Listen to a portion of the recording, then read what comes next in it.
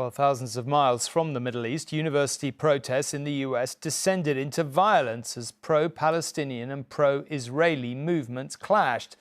The flashpoint came in Los Angeles, where riot police had to separate warring students at the University of California.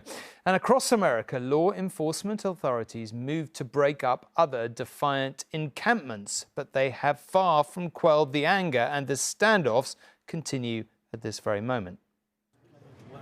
Tonight, from inside America's most sophisticated police control room, officers are monitoring a wave of student protests. More have sprung up across New York today, but the officer overseeing the response has a clear message to those trying to barricade themselves into university campuses.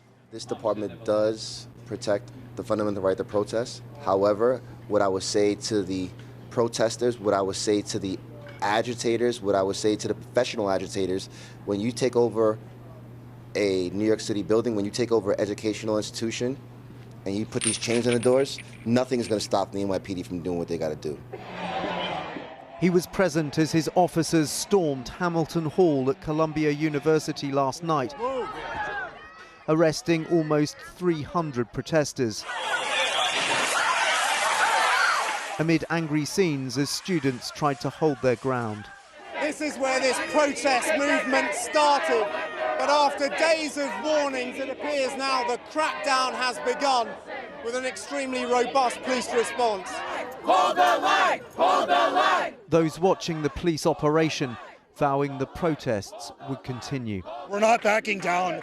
Them arresting how many people they arrested today, it's only going to make for more protests. We are only going to get louder the harder that Columbia or any other institution tries to suppress us. We're sending a message. We want the entire nation to send a message to continue to do that until the ceasefire. Stop. But it was the violence in Los Angeles overnight between pro and anti-Palestinian protesters which has really shocked the country. The violence of the Middle East spilling out onto the campus amid sickening scenes. Several were injured amid running battles in the early hours. At one point, fireworks were lobbed into a makeshift camp where activists had been staging a sit-in. The barricades around it, suddenly the scene of furious clashes. The police were present, but their slow response has been described as unacceptable by California's governor.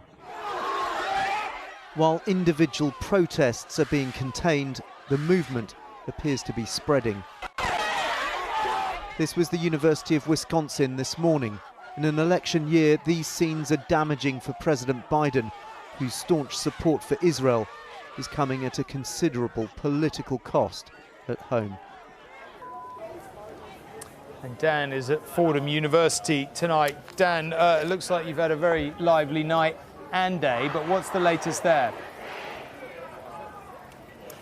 Well, Tom, as you say, this is Fordham. This is where about a dozen protesters are still inside the lobby of this university building. The riot police have deployed outside now, and there's a bit of a standoff, as you can see, with several hundred pro-Palestinian demonstrators and then pro-Israeli demonstrators on the other side of the street. We know President Biden is being updated regularly on this issue, and one of his advisors to his campaign has said that a ceasefire really they think is crucial to try and diffuse this situation. That's why President Biden has been so personally involved over the last few days in these negotiations in the Middle East, because he knows scenes like this are really politically damaging for him as we move towards November's election.